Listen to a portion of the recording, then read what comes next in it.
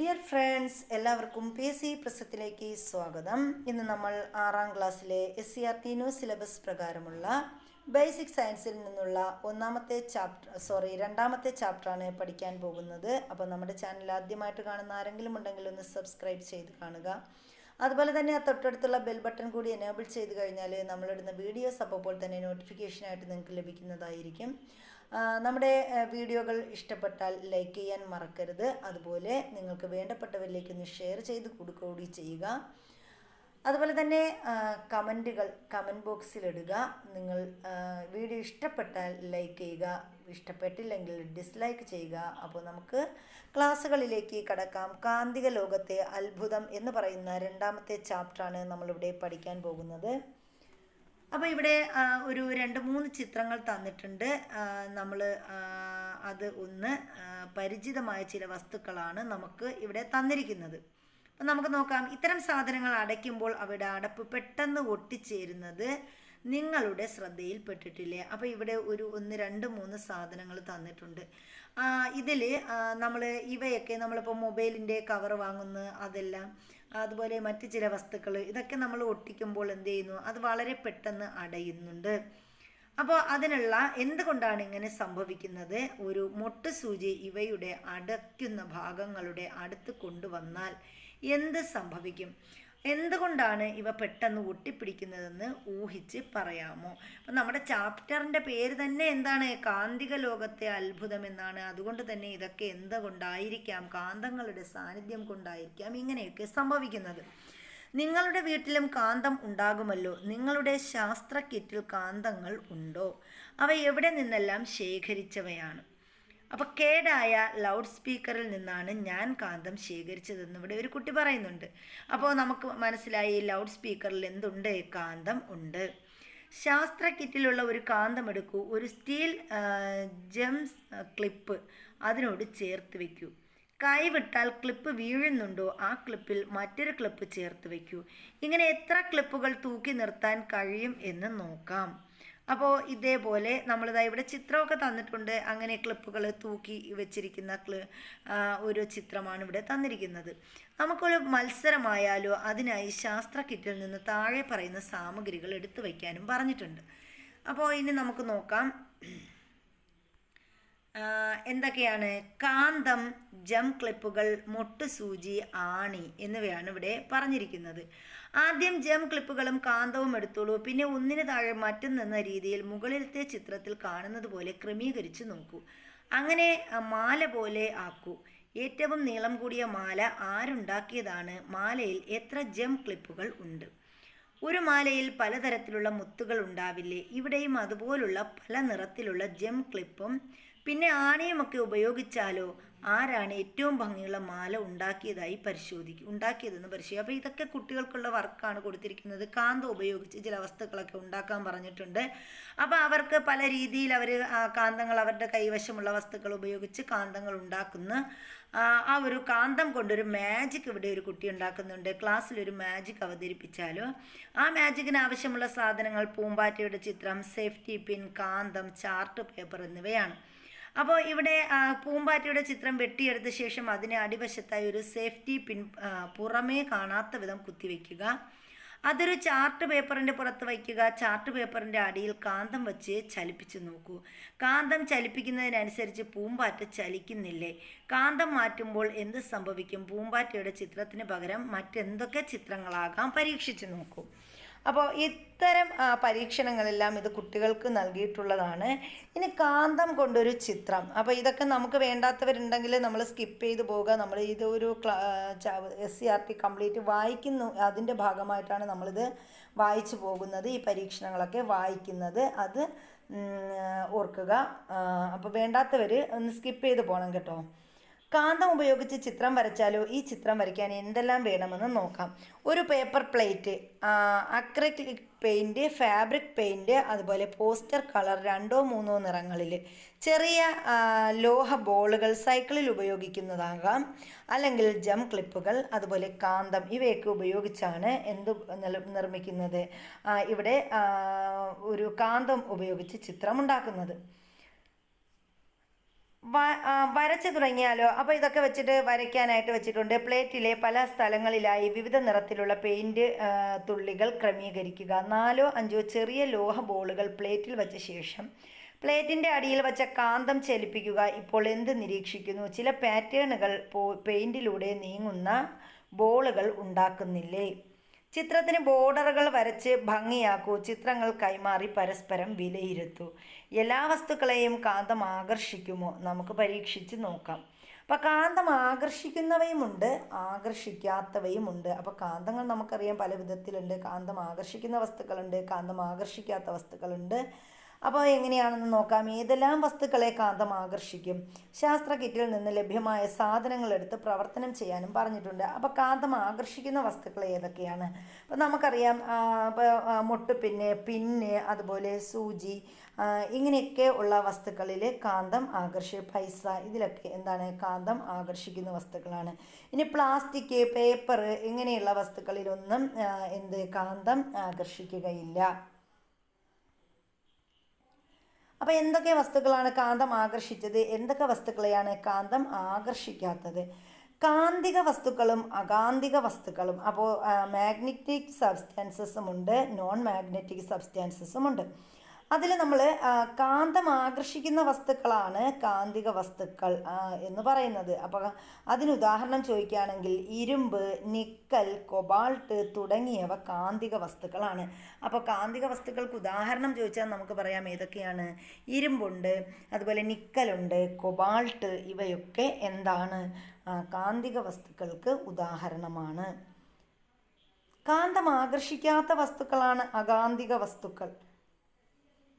അപ്പോൾ അകാന്തിക വസ്തുക്കൾക്ക് ഉദാഹരണം ചോദിച്ചാൽ നമുക്ക് പറയാം പേപ്പർ, പ്ലാസ്റ്റിക്, സ്വർണം, അതുപോലെ മരം തുടങ്ങിയവ അകാന്തിക വസ്തുക്കളാണ്. കൂടുതൽ വസ്തുക്കൾ പരിശോധിച്ച് അവയെ കാന്തിക വസ്തുക്കൾ, അകാന്തിക വസ്തുക്കൾ എങ്ങനെ തരംതിരിക്കാൻ പറഞ്ഞിട്ടുണ്ട്. അപ്പോൾ കാന്തിക വസ്തുക്കളിൽ ഏതൊക്കെയാണ്? നമുക്ക് പറയാം ആണി വരും, നമ്മൾ നേരത്തെ പറഞ്ഞതുപോലെ മുട്ടപ്പിന്ന്, സൂചി, ഇതൊക്കെ കാന്തിക വസ്തുക്കൾക്ക് ഉദാഹരണമാണ്. ഇനി അകാന്തിക വസ്തുക്കൾ ചോദിക്കുകയാണെങ്കിൽ തുണി, പ്ലാസ്റ്റിക്, ഇതൊക്കെ എന്താണ്? അകാന്തിക വസ്തുക്കളാണ്. ഇനി കാന്തിക ശക്തി ധ്രുവങ്ങളിൽ എങ്ങനെയാണെന്നാണ് നമ്മൾ നോക്കുന്നത്. കുറച്ച് മൊട്ടുസൂചികളുടെ അടുത്തേക്ക് ഒരു കാന്തത്തിൻ്റെ അഗ്രഭാഗം പിന്നീട് അതിൻ്റെ മധ്യഭാഗവും കാണിച്ചു നോക്കൂ. കാന്തത്തിൻ്റെ ഏതു ഭാഗത്താണ് കൂടുതൽ മൊട്ടുസൂചികൾ ആകർഷിക്കപ്പെടുന്നത്? ഇത് കണ്ടെത്താൻ ഒരു പ്രവർത്തനം കൂടി ചെയ്താലോ? ഏതെല്ലാം സാധനങ്ങൾ വേണം? അപ്പോൾ ഈ പ്രവർത്തനത ഈ കാണിച്ചിരിക്കുന്ന ചിത്രത്തിൽ നിന്ന് തന്നെ നമുക്ക് എന്ത് ചെയ്യും? വളരെ വേഗത്തിൽ മനസ്സിലാക്കാൻ സാധിക്കും. അപ്പോൾ ഒരു പേപ്പറിൽ പൊതിഞ്ഞ ബാർ കാന്തം പറഞ്ഞിട്ടുണ്ട്. അപ്പോൾ ഒരു പേപ്പറിൽ പൊതിഞ്ഞ ബാർ കാന്തമാണ് നമ്മളിവിടെ എടുത്തിരിക്കുന്നത്. അതുപോലെ ഇരുമ്പ് പൊടി എടുത്തിട്ടുണ്ട്. ബാർ കാന്തം ഇരുമ്പ് പൊടിയുടെ വളരെ അടുത്തേക്ക് കൊണ്ടുവരുമ്പോൾ ഇരുമ്പ് പൊടി കാന്തത്തിൽ പറ്റിപ്പിടിക്കുന്നില്ലേ? അപ്പോൾ നമ്മൾ ബാർ കാന്തം എങ്ങനെയാണ് ചെയ്യുന്നത്? ഇരുമ്പ് പൊടി ഇട്ടിട്ട് ആ ബാർ കാന്തം നമ്മൾ ഇരുമ്പ് പൊടിയുടെ അടുത്ത് ബാർ കാന്തത്തെ കൊണ്ടുവരുമ്പോൾ അതെന്ത് ചെയ്യും? ഇരുമ്പ് പൊടി കാന്തത്തിൽ പറ്റിപ്പിടിക്കും. ബാർ കാന്തത്തിൽ പറ്റിപ്പിടിച്ച ഇരുമ്പ് പൊടി എളുപ്പത്തിൽ നീക്കുന്നതിനാണ് ബാർ കാന്തം പേപ്പറിൽ പൊതിഞ്ഞത്. ഇരുമ്പ് പൊടി കാന്തത്തിൻ്റെ എല്ലാ ഭാഗത്തും ഒരുപോലെയാണോ ഒട്ടിപ്പിടിച്ചിരിക്കുന്നത്? അപ്പോൾ നമ്മൾ ഇരുമ്പ് പൊടി ഇട്ടത് കാന്തത്തിൻ്റെ എല്ലാ ഭാഗത്തും ഒരുപോലെയാണോ ഒട്ടിപ്പിടിച്ചത്? ഏതെങ്കിലും ഭാഗത്ത് കൂടുതലുണ്ടോ? എന്തുകൊണ്ടാണ് ഇങ്ങനെ സംഭവിക്കുന്നത്? അപ്പോൾ ഇവിടെ നമ്മൾ കണ്ടില്ലേ, 2 ധ്രുവങ്ങളിലാണ് ഈ കാന്തം കൂടുതലായിട്ട് കാന്തം പറ്റിപ്പിടിച്ച് ഇരിക്കുന്നത്, കാന്തത്തിലെ ഇരുമ്പ് പൊടി പറ്റിപ്പിടിച്ചിരിക്കുന്നത്. ഇനി കാന്തിക ധ്രുവങ്ങൾ എന്താണെന്ന് നമുക്ക് നോക്കാം. സാധാരണയായി കാന്തത്തിൻ്റെ ആകർഷണ ബലം കൂടുതൽ അതിൻ്റെ അഗ്രങ്ങളിലാണ് കാണുന്നത്. ആകർഷണ ശക്തി കൂടിയ ഈ അഗ്രഭാഗങ്ങളാണ് കാന്തിക ധ്രുവങ്ങൾ എന്ന് പറയുന്നത്. അപ്പോൾ കാന്തിക ധ്രുവങ്ങൾ എന്ന് പറഞ്ഞാൽ എന്താണ്? കാന്തത്തിൻ്റെ ആകർഷണ ബലം കൂടുതലുള്ള അഗ്രഭാഗങ്ങളെയാണ് കാന്തിക ധ്രുവങ്ങൾ എന്ന് പറയുന്നത്. ആകർഷണ ശക്തി കൂടിയ ഈ അഗ്രഭാഗങ്ങളെയാണ് നമ്മൾ കാന്തിക ധ്രുവങ്ങൾ എന്ന് പറയുന്നത്.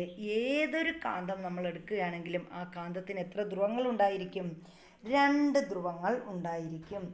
കാന്തം ബലം പ്രയോഗിക്കുമോ? അപ്പോൾ കാന്തം ബലം പ്രയോഗിക്കുമോ എന്നാണ് അടുത്ത് നമ്മൾ നോക്കുന്നത്. മേശപ്പുറത്ത് ഒരു കാന്തം വെച്ച് അഗ്രഭാഗത്തിന് അല്പം അകലെ ഒരു മൊട്ടുസൂചി വയ്ക്കുക. മൊട്ടുസൂചി കാന്തത്തിനടുത്തേക്ക് സാവധാനം നീക്കി നോക്കൂ.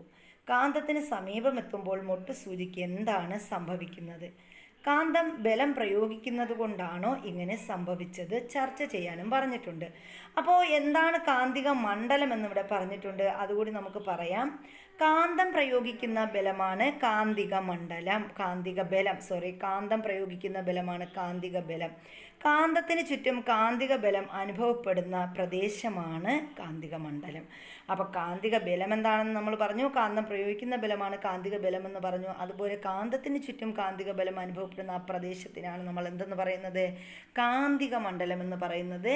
കാന്തിക മണ്ഡലം എന്ന് പറയുന്നത് അദൃശ്യമാണ്. ഇതൊക്കെ സ്റ്റേറ്റ്മെൻ്റ് ആയിട്ട് ചോദിക്കാം. കാന്തിക മണ്ഡല രേഖകൾ വരയ്ക്കാം.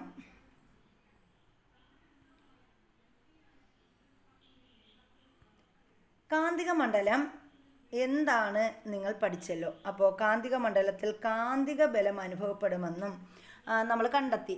ഇനി ഇവിടെ അടുത്തൊരു പരീക്ഷണം പറഞ്ഞിട്ടുണ്ട്. എന്താണ്? ചതുരാകൃതിയിലുള്ള ഗ്ലാസ് ഷീറ്റ് എടുക്കുക, അതിൽ കാന്തം, ഇരുമ്പുപടി എന്നിവ ഇട്ടു കൊടുക്കുക.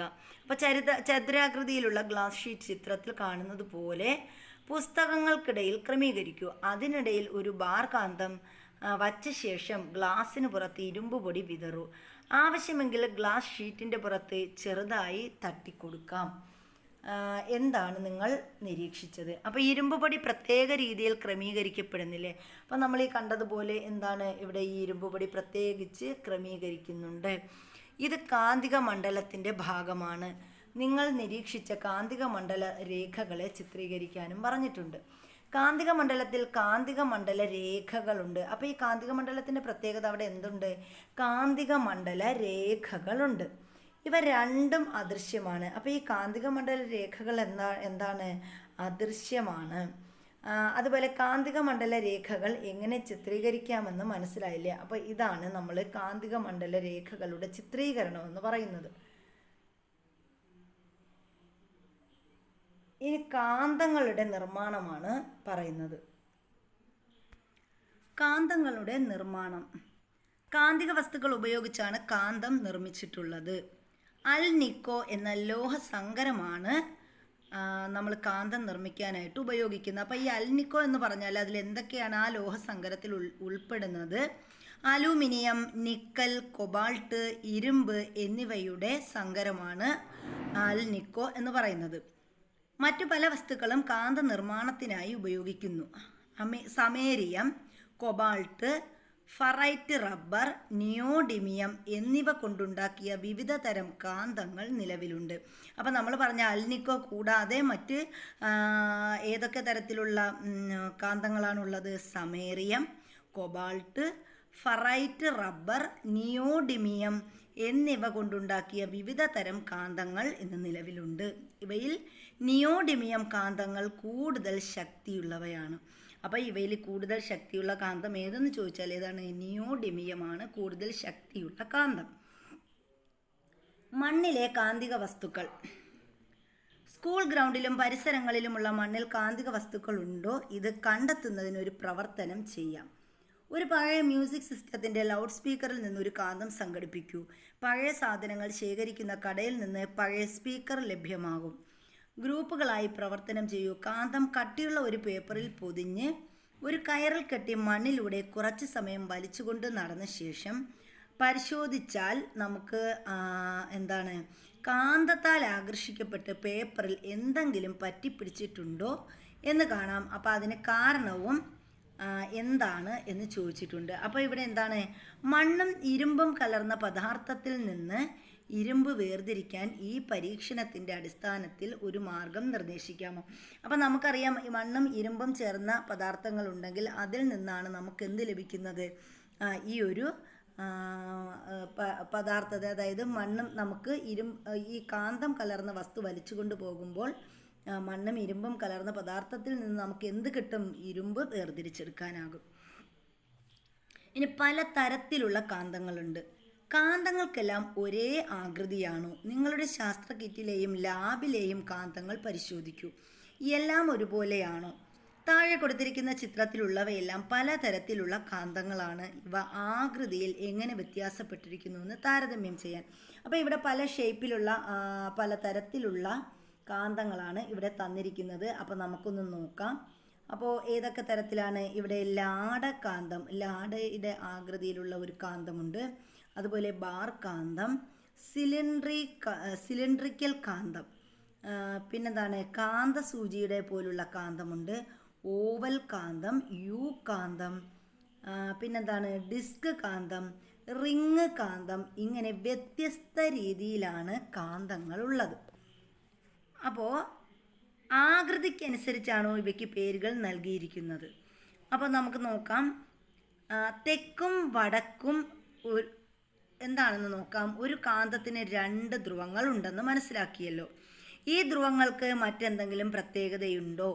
അപ്പം എന്താണെന്ന് നമ്മൾ ഇനി നോക്കുന്നു. നമുക്ക് അതിന് വേണ്ടിയിട്ട് ആവശ്യമായ സാമഗ്രികൾ, സ്റ്റാൻഡ്, നൂല്, ബാർ കാന്തം എന്നിവ ഇവിടെ തന്നിട്ടുണ്ട്. അപ്പോൾ ഇവിടെ ഒരു സ്റ്റാൻഡുണ്ട്. ആ സ്റ്റാൻഡിൽ ഒരു നൂലിൽ കെട്ടിയിട്ട് ഒരു ബാർ കാന്തം ഇട്ടിട്ടുണ്ട്. ഇനി അതിന് അതിൻ്റെ ദിശകൾ ഇവിടെ തന്നിട്ടുണ്ട്. ബാർ കാന്തത്തിൻ്റെ മധ്യഭാഗത്ത് ഒരു നൂല് കെട്ടി ചിത്രത്തിൽ കാണുന്നത് പോലെ സ്വതന്ത്രമായി തൂക്കി നിർത്തൂ. കാന്തത്തിൻ്റെ ചലനം നിൽക്കുമ്പോൾ ഇതിൻ്റെ ധ്രുവങ്ങൾ ഏത് ദിക്കിലേക്കാണ് നിൽക്കുന്നത്? അപ്പോൾ ഇവ നമ്മൾ നോക്കുകയാണെങ്കിൽ എന്താണ് ഇതിൻ്റെ ധ്രുവങ്ങളുടെ ആ ഒരു ആകൃതി നമ്മൾ നോക്കുകയാണെങ്കിൽ ഇത് തെക്ക് വടക്ക് എന്ന ദിശയിലാണ് നമുക്കിവിടെ കാണാൻ പറ്റുന്നത്. അപ്പോൾ കിഴക്ക് പടിഞ്ഞാറ് ഭാഗത്താണോ അതോ തെക്ക് വടക്ക് ഭാഗത്താണോ ഇതിൻ്റെ ദിശ എന്ന് പറയുന്നത്? അപ്പം നമുക്കറിയാം എന്താ ഇതിങ്ങനെ കിടക്കുന്നു. അപ്പോൾ ഇതെന്താണ്? തെക്ക് വടക്ക് ദിശയിലാണ് ആ കാന്തത്തിൻ്റെ ആകൃതി എന്ന് നമുക്ക് മനസ്സിലാക്കാം. കാന്തത്തിൻ്റെ ദിശ മാറ്റി വീണ്ടും പരിശോധിക്കൂ. നേരത്തെ നിന്നിരുന്ന അതേ ദിശയിലേക്ക് വരുന്നുണ്ടോ? ഈ പ്രവർത്തനത്തിൻ്റെ അടിസ്ഥാനത്തിൽ കാന്തിക ധ്രുവങ്ങൾക്ക് പേര് നൽകൂ. സജ്ജീകരണത്തിൻ്റെ സ്ഥാനം മാറ്റി പരീക്ഷണം ആവർത്തിക്കാനും പറഞ്ഞിട്ടുണ്ട്. അപ്പോൾ ഇവിടെ നമ്മൾ എന്താണ് ദക്ഷിണ ധ്രുവം, ഉത്തര ധ്രുവം, ഇങ്ങനെ കാന്തത്തിൻ്റെ ദിശയ്ക്ക് പേര് നൽകിയിട്ടുണ്ട്. ഇനി എന്താണ് കാന്തിക ധ്രുവങ്ങൾ? ഭൂമിയുടെ വടക്ക് ദിശയിലേക്ക് നിൽക്കുന്ന അഗ്രത്തെ കാന്തത്തിൻ്റെ ഉത്തര ധ്രുവമെന്നും, അപ്പോൾ ഭൂമിയുടെ വടക്ക് ദിശയിലേക്കാണ് കാന്തത്തിൻ്റെ അഗ്രമെങ്കിൽ അതെന്താണ് കാന്തത്തിൻ്റെ ഉത്തര ധ്രുവമെന്നും, ഭൂമിയുടെ തെക്ക് ദിശയിൽ നിൽക്കുന്ന അഗ്രത്തെ കാന്തത്തിൻ്റെ ദക്ഷിണ ധ്രുവമെന്നും പറയുന്നു. അവയെ NS എന്നീ അക്ഷരങ്ങൾ കൊണ്ടാണ് സൂചിപ്പിക്കുന്നത്. ബാർ കാന്തത്തിൽ ഉത്തര ധ്രുവത്തെ സൂചിപ്പിക്കാൻ പ്രത്യേക അടയാളം കൊടുക്കാറുണ്ട്. സാധാരണയായി ഒരു വെള്ള സ്പോട്ടാണ് ഉത്തര ധ്രുവത്തിൽ അടയാളമായി കൊടുക്കുന്നത്. അപ്പോൾ ഇവിടെ ബാർ കാന്തത്തിൽ ഇത് കണ്ടില്ലേ, ഉത്തര ധ്രുവത്തെ സൂചിപ്പിക്കാനായിട്ട് ഒരു വെള്ള സ്പോട്ടാണ് ഇവിടെ തന്നിരിക്കുന്നത്. ഇനി കാന്തം പൊട്ടിയാൽ, ഒരു കാന്തം മുറിഞ്ഞ് 2 കഷ്ണങ്ങളായാൽ എന്ത് സംഭവിക്കും? 2 കഷ്ണങ്ങളും ഓരോ ചെറു കാന്തങ്ങളായി തീരുന്നു. അപ്പോൾ ഒരു കാന്തം വീണ് പൊട്ടുന്നു. അങ്ങനെ പൊട്ടിയാൽ എന്താ സംഭവിക്കുന്നത്? ആ കാന്തം എന്താണ് 2 കഷ്ണങ്ങളായിട്ട് 2 ചെറിയ കാന്തങ്ങളായി മാറുന്നു. സ്വതന്ത്രമായി തൂക്കിയിട്ട കാന്തം എപ്പോഴും തെക്ക് വടക്ക് ദിശയിൽ നിൽക്കുന്നു. അപ്പം നമ്മളൊരു കാന്തം സ്വതന്ത്രമായി തൂക്കിയിടുകയാണെങ്കിൽ ആ കാന്തത്തിൻ്റെ പ്രത്യേകത എന്താണ്? അത് എപ്പോഴും തെക്ക് വടക്ക് ദിശയിലായിരിക്കും. കാന്തത്തിൻ്റെ ഈ പ്രത്യേകത ഉപയോഗിച്ച് ദിക്കുകൾ കണ്ടെത്താൻ കഴിയുമോ? ഇനി നമ്മൾ അതിന് വേണ്ടിയിട്ട് ഉപയോഗിക്കുന്ന ഒന്നാണ് വടക്ക് നോക്കി യന്ത്രം. വടക്ക് നോക്കി യന്ത്രം നിർമ്മിക്കാം. എങ്ങനെ നിർമ്മിക്കാമെന്ന് പറഞ്ഞിട്ടുണ്ട്. പണ്ട് കടലിലൂടെയും മരുഭൂമിയിലൂടെയും യാത്ര ചെയ്തിരുന്നവർ ദിക്കറിയാൻ പല മാർഗങ്ങളും ഉപയോഗിച്ചിരുന്നു. ധ്രുവ നക്ഷത്രത്തെയും മറ്റും ചില നക്ഷത്ര സമൂഹത്തെയും ഇവർ ഇതിന് പ്രയോജനപ്പെടുത്തിയിരുന്നു.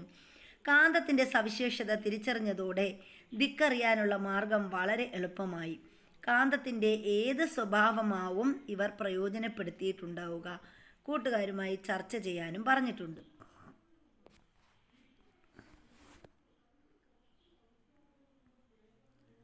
കാന്തം ഉപയോഗിച്ച് ദിക്ക് നിർണ്ണയിക്കാൻ സഹായിക്കുന്ന ഒരു ഉപകരണമാണ് വടക്ക് നോക്കി യന്ത്രം. അപ്പോൾ കാന്തം ഉപയോഗിച്ച് ദിക്ക് നിർണ്ണയിക്കാൻ സഹായിക്കുന്ന ഉപകരണം എന്താണെന്ന് ചോദിച്ചാൽ അതാണ് വടക്ക് നോക്കി യന്ത്രം എന്ന് പറയുന്നത്. ഒരു വടക്ക് നോക്കി യന്ത്രം സയൻസ് ലാബിൽ നിന്ന് സംഘടിപ്പിച്ച് അതുപയോഗിച്ച് ക്ലാസ് മുറിയുടെ വാതിൽ ഏത് ദിക്കിലാണെന്ന് കണ്ടെത്താൻ പറഞ്ഞിട്ടുണ്ട്. നിങ്ങളുടെ ക്ലാസ് മുറിയെ അടിസ്ഥാനമാക്കി സ്കൂൾ ഗേറ്റ് ഏത് ദിക്കിലാണ്? പാചകപ്പുരയോ ഓഫീസ് മുറിയോ കണ്ടെത്തൂ. ഇനി നമുക്ക് സ്വന്തമായൊരു വടക്ക് നോക്കി യന്ത്രം നിർമ്മിക്കാം. അതിനു വേണ്ടിയിട്ടുള്ള സാമഗ്രികളും ഇവിടെ പറഞ്ഞിട്ടുണ്ട്. കാന്തം, സൂചി, നൂല്, കോർക്ക് എന്നിവ ഉപയോഗിച്ചായിട്ടാണ് സ്വന്തമായിട്ട് നമ്മുടെ വടക്ക് നോക്കി യന്ത്രം നിർമ്മിക്കാൻ പോകുന്നത്. സൂചിയിൽ നൂൽ കോർത്തെടുക്കുക. നൂലിൽ പിടിച്ച് സൂചിയുടെ ഒരഗ്രത്തിൽ നിന്ന് മറ്റഗ്രത്തിലേക്ക് കാന്തം ഉപയോഗിച്ച് ക്രമമായി ഏകദേശം 50 പ്രാവശ്യം ഒരേ ദിശയിൽ മാത്രം ഉരസുക. സൂചി സൗകര്യപ്രദമായി പിടിക്കുന്നതിനും സുരക്ഷയ്ക്കും വേണ്ടിയാണ് നൂല് കോർക്കുന്നത്. ഒരു ചെറിയ കോർക്കെടുക്കുക. നൂൽ നീക്കിയ ശേഷം ചിത്രത്തിൽ കാണുന്ന പോലെ സൂചി കോർക്കിൽ തുളച്ചു വയ്ക്കുക. സൂചി കോർക്കിന് പുറത്ത് ഒട്ടിച്ചു വച്ചാലും മതി. ഈ സജ്ജീകരണം ഒരു പാത്രത്തിലെ ജലത്തിൽ വച്ച് നോക്കൂ. കോർക്കിലുള്ള സൂചിയുടെ ദിശ നിരീക്ഷിക്കൂ. ഏത് ദിശയിലാണ് നിൽക്കുന്നത്? കോർക്കിൻ്റെ ദിശ മാറ്റി നോക്കൂ. സൂചി പൂർവ്വസ്ഥിതിയിലേക്ക് തിരിച്ചു വരുന്നുണ്ടോ? നിങ്ങളുടെ നിഗമനം ശാസ്ത്ര പുസ്തകത്തിൽ എഴുതൂ. സൂചിയിൽ ഉത്തരധ്രുവം അടയാളപ്പെടുത്തുമല്ലോ. ഈ ഉപകരണം ഉപയോഗിച്ച് ദിക്ക് കണ്ടുപിടിക്കാൻ കഴിയില്ലേ? അപ്പം ഇങ്ങനെ നമുക്ക് വടക്ക് നോക്കി യന്ത്രത്തിൻ്റെ സഹായത്തോടെ എന്ത് ചെയ്യാം? ദിക്ക് കണ്ടുപിടിക്കാൻ സാധിക്കും. ഇനി തെക്ക് വടക്ക് ദിശ. സ്വതന്ത്രമായി തൂക്കിയിട്ട കാന്തം എപ്പോഴും തെക്ക് വടക്ക് ദിശയിൽ നിൽക്കുന്നുണ്ടല്ലോ. ഇതാണ് കാന്തത്തിൻ്റെ ദിശാ സ്വഭാവം. എന്താണ് ഇതിന് കാരണം? അപ്പം നമ്മൾ സ്വതന്ത്രമായിട്ട് ഒരു കാന്തം തൂക്കിയിട്ടാൽ അതിൻ്റെ ദിശ എപ്പോഴും എങ്ങനെയായിരിക്കും? തെക്ക് വടക്ക് ദിശയിലായിരിക്കും. ഇത് സ്റ്റേറ്റ്മെൻ്റായിട്ട് ചോദിച്ചിട്ടുണ്ട്. അപ്പോൾ ഈ കാന്തത്തിൻ്റെ ദിശാ സ്വഭാവം എന്നാണ് ഇതിന് പറയുന്നത്. അപ്പോൾ എന്താണ് ഈ ദിശാ സ്വഭാവത്തിന് കാരണം?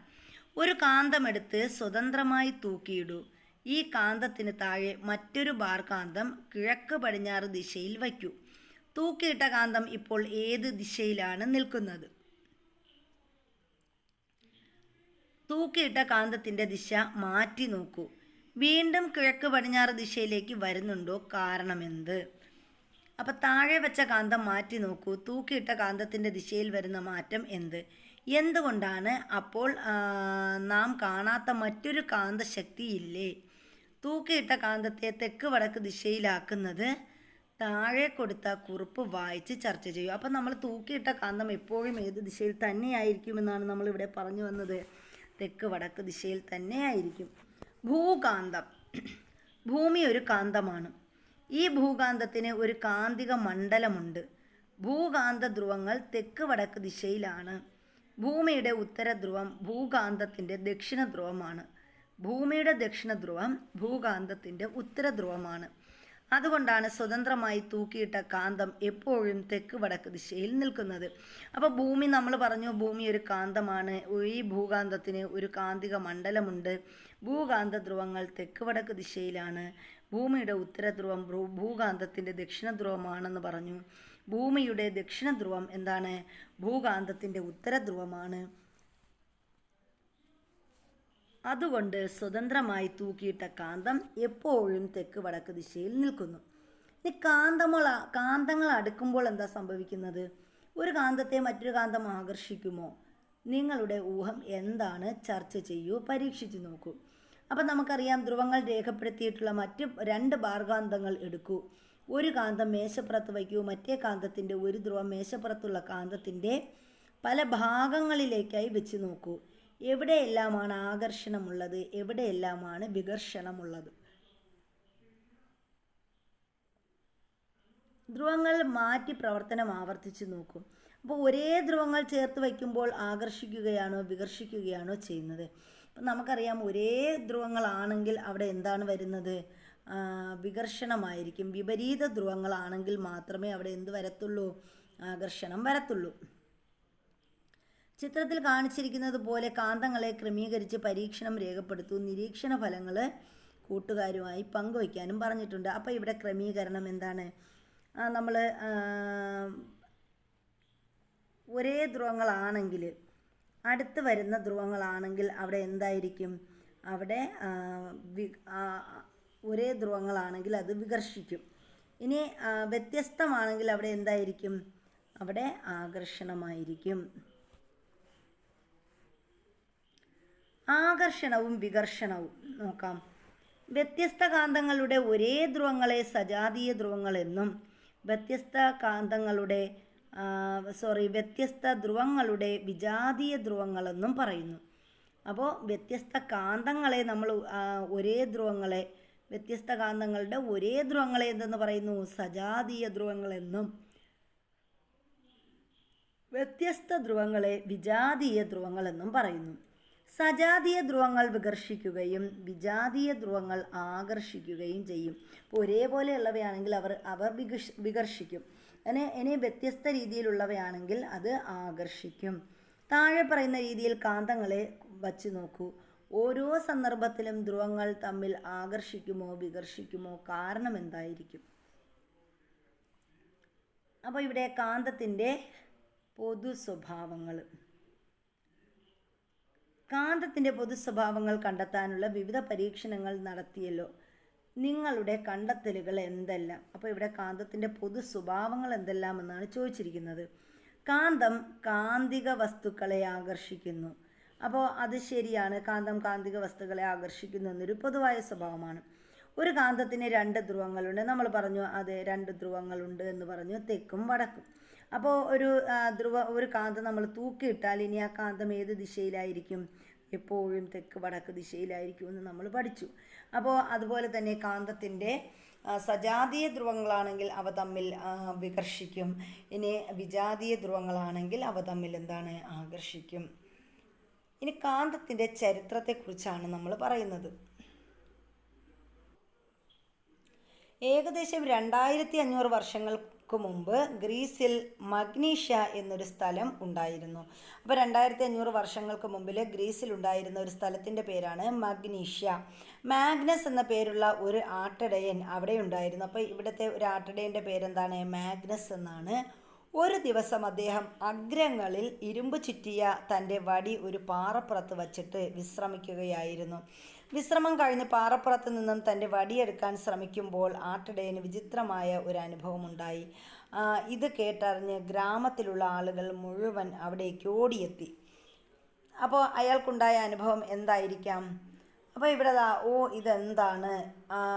എൻ്റെ ഇരുമ്പ് ചുറ്റിയ വടി പാറപ്പുറത്ത് ഉറച്ചു പോയി. ഇരുമ്പാണികൾ തറച്ച ബൂട്ടും പാറയിൽ പറ്റിപ്പിടിച്ചിരിക്കുന്നു. ഇത് തീർച്ചയായും ഒരു മാന്ത്രിക പാറ തന്നെ. അപ്പോൾ എല്ലാവരും വന്നപ്പോൾ പറഞ്ഞു ഇതൊരു മാന്ത്രിക പാറയാണെന്നൊക്കെ പറഞ്ഞു. ഇല്ല, ഇതിന് മറ്റെന്തോ കാരണമുണ്ട്, എന്തോ അദൃശ്യകരങ്ങളുടെ ശക്തിയാണെന്നൊക്കെ പറഞ്ഞു. ഈ സംഭവത്തെ കാന്തത്തിൻ്റെ സ്വഭാവവുമായി ബന്ധപ്പെടുത്തി വിശകലനം ചെയ്യൂ.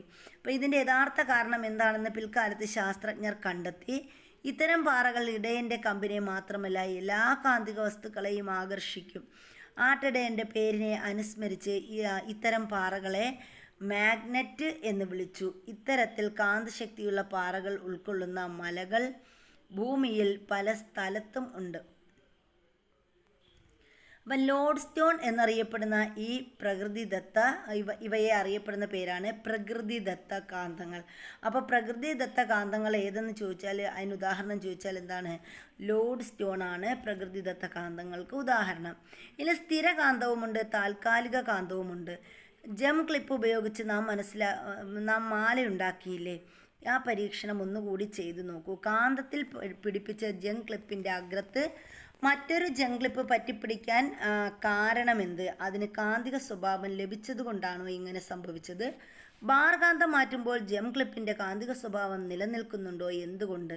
എന്നാൽ ബാർ കാന്തത്തിൻ്റെ കാന്തിക ശക്തി സ്ഥിരമായി നിലനിൽക്കുന്നില്ലേ? അപ്പോൾ ഇവിടെ എന്താണ്? ഒരു കാന്തിക മണ്ഡലത്തിൽ ഇരിക്കുമ്പോൾ കാന്തിക വസ്തുക്കൾക്ക് കാന്തിക സ്വഭാവം ഉണ്ടാകുന്നു. അപ്പോൾ നമ്മൾ നോക്കിയതുപോലെ എന്താണ്? ഒരു കാന്തിക മണ്ഡലത്തിൽ ഇരിക്കുമ്പോൾ കാന്തിക വസ്തുക്കൾക്ക് എന്ത് സംഭവിക്കുന്നു? കാന്തിക സ്വഭാവം ഉണ്ടാകുന്നു.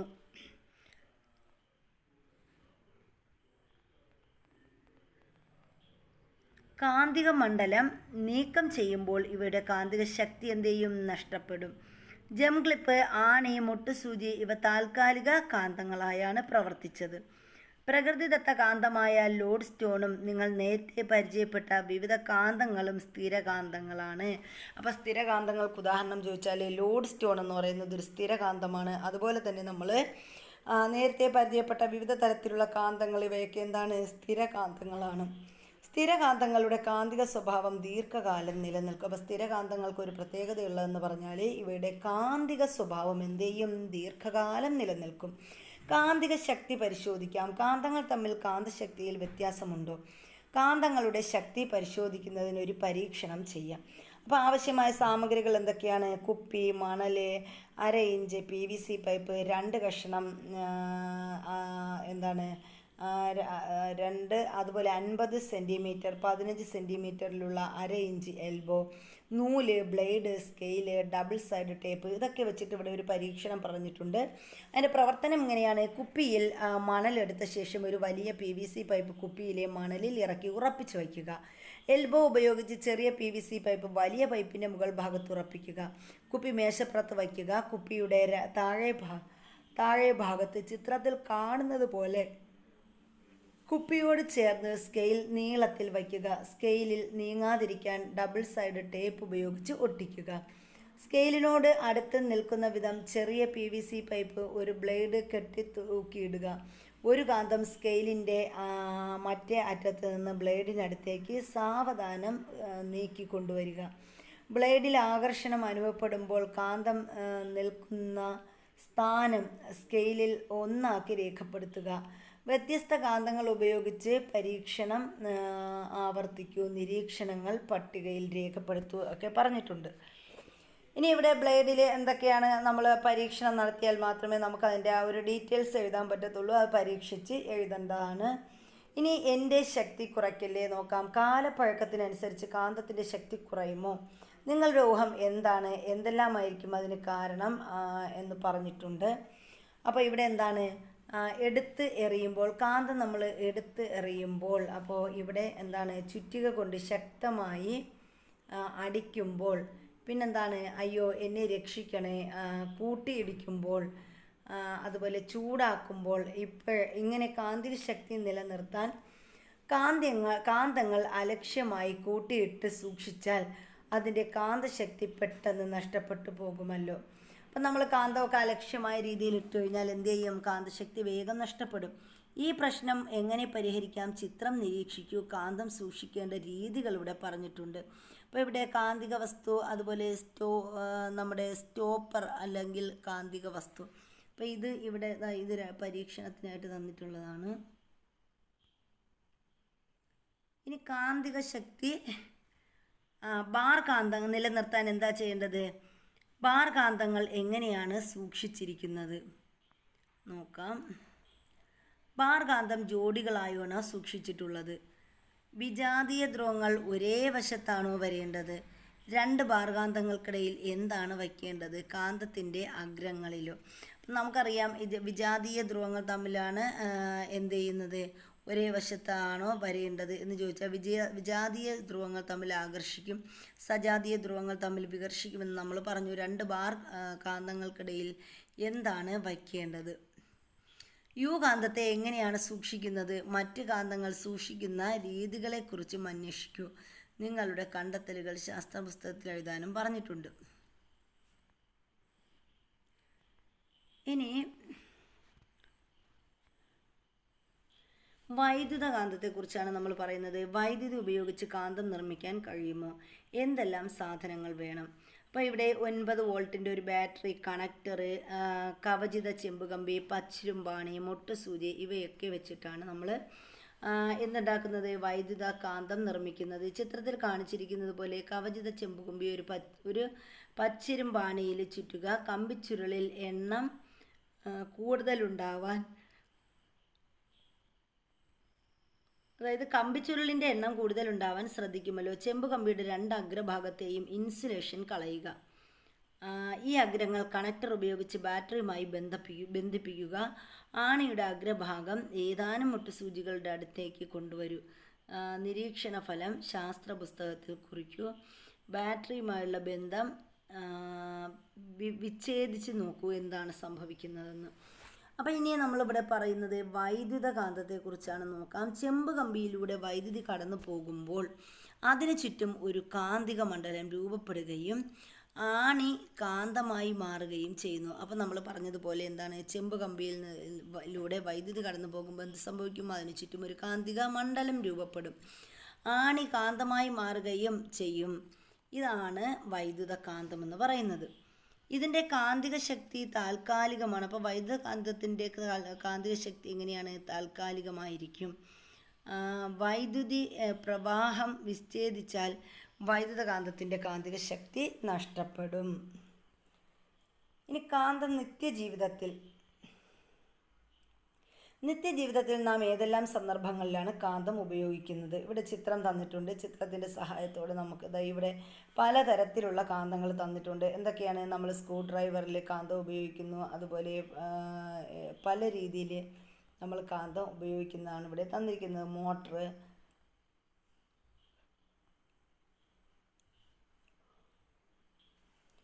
ഓരോ ഉപകരണത്തിലും കാന്തശക്തി ഉപയോഗപ്പെടുത്തിയിരിക്കുന്നത് കണ്ടില്ലേ? ഇതുപോലെ കാന്തം ഉപയോഗിക്കുന്ന കൂടുതൽ സന്ദർഭങ്ങൾ കണ്ടെത്തി എഴുതാനും പറഞ്ഞിട്ടുണ്ട്. അപ്പോൾ ഇനി ജീവിതം മാറ്റിമറിച്ച കണ്ടുപിടുത്തങ്ങളാണ് നമ്മൾ പറയുന്നത്.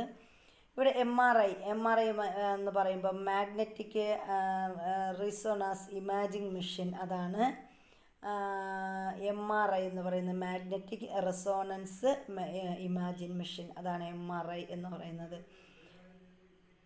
ഇനി ഇവിടെ ക്രെഡിറ്റ് ഡെബിറ്റ് കാർഡുകളിലുള്ള മാഗ്നറ്റിക് സ്ട്രിപ്പ് ഉണ്ട്. പിന്നെന്താണ്? മാഗ്ലെവ് ട്രെയിൻ ഉണ്ട്. ഇതുപോലെ ധാരാളം സന്ദർഭങ്ങളിൽ നാം കാന്തശക്തി പ്രയോജനപ്പെടുത്തുന്നുണ്ട്. ഇത്തരം സന്ദർഭങ്ങളെക്കുറിച്ച് കൂടുതൽ ചിത്രങ്ങൾ ശേഖരിക്കാനൊക്കെ കുട്ടികളോട് പറഞ്ഞിട്ടുണ്ട്. ഇനി ഇവിടെ വിലയിരുത്താം. ഇവിടെ നമ്മൾ ഇതുവരെ പഠിച്ചതിൽ ഒരു വിലയിരുത്തലാണ്. തന്നിരിക്കുന്നവയിൽ കാന്തിക വസ്തു ഏതാണ്? അപ്പോൾ പേപ്പർ തന്നിട്ടുണ്ട്, ഇരുമ്പാണി തന്നിട്ടുണ്ട്, തടി തന്നിട്ടുണ്ട്, ചെമ്പ് കമ്പി തന്നിട്ടുണ്ട്. അപ്പോൾ ഇതിൽ കാന്തിക വസ്തു എന്ന് പറയുമ്പം ഇരുമ്പാണി ഒരു കാന്തിക വസ്തുവാണ്. ഇനി ശരിയായവ കണ്ടെത്തുക. ഡിസ്ക് കാന്തത്തിന് ഒരു ധ്രുവമാണുള്ളത്. കാന്തത്തിൻ്റെ സജാതീയ ധ്രുവങ്ങൾ ആകർഷിക്കുന്നു. അപ്പോൾ നമ്മൾ പറഞ്ഞായിരുന്നു എന്താണ്? ഡിസ്ക് കാന്തത്തിന് എല്ലാ കാന്തങ്ങൾക്കും 2 ധ്രുവങ്ങളുണ്ടല്ലേ? അപ്പോൾ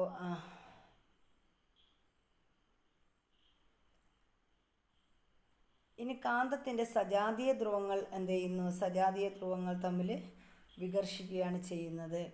ഇനി ബാർ കാന്തത്തിൻ്റെ മധ്യഭാഗത്ത് കാന്തശക്തി കുറവാണ്. ശരിയാണ്. റബ്ബർ ഒരു അകാന്തിക വസ്തുവാണ്. അതും ശരിയാണ്. വീട്ടിൽ മരപ്പണി നടക്കുന്ന സ്ഥലത്ത് മരപ്പൊടിയിലേക്ക് ആണികൾ വീണുപോയി. ആണികൾ എളുപ്പത്തിൽ വേർതിരിച്ചെടുക്കാൻ ഒരു മാർഗം പറയാമോ? അപ്പം നമുക്ക് എന്ത് ചെയ്യാം? കാന്തം ഉപയോഗിച്ച് എളുപ്പത്തിൽ വേർതിരിക്കാം. ഒരു കാന്തത്തിൻ്റെ ധ്രുവം രേഖപ്പെടുത്തിയ അടയാളം കാണുന്നില്ലേ? ഇതിൻ്റെ ധ്രുവങ്ങൾ ഏതെന്ന് കണ്ടെത്താൻ ഏതെല്ലാം മാർഗങ്ങളുണ്ട് നിർദ്ദേശിക്കുക എന്നും പറഞ്ഞിട്ടുണ്ട്. അപ്പോൾ ഏതെല്ലാം സന്ദർഭങ്ങളിലാണ് ആകർഷണം സംഭവിക്കുന്നത്, വികർഷണം നടക്കുന്ന സന്ദർഭങ്ങൾ ഏതെല്ലാം? ഇനി വണ്ടിയുടെ താക്കോൽ റോഡിലെ സ്ലാബിൻ്റെ ഇടയിൽ വീണു. സ്ലാബുകൾക്കിടയിൽ കൈയിട്ട് താക്കോൽ എടുക്കാൻ കഴിയുന്നില്ല.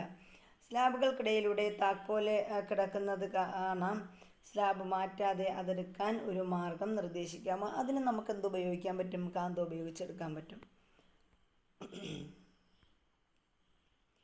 ഇനി ഇതിൻ്റെ തുടർ പ്രവർത്തനങ്ങളിൽ ദിക്ക് കണ്ടെത്തൽ, അതുപോലെ ഇരുമ്പ് സാധനങ്ങൾ മാത്രം എടുക്കുന്ന പാവ നിർമ്മിക്കൽ, അങ്ങനെ ചാടുന്ന തവള, ഇതൊക്കെ ഇപ്പോൾ തന്നിട്ടുണ്ട്. ദ്രാവകങ്ങളിലൂടെ കടന്നു പോകുന്ന കാന്തശക്തി, ഇതൊക്കെ നിരവധി തരത്തിലുള്ള പരീക്ഷണങ്ങളാണ്.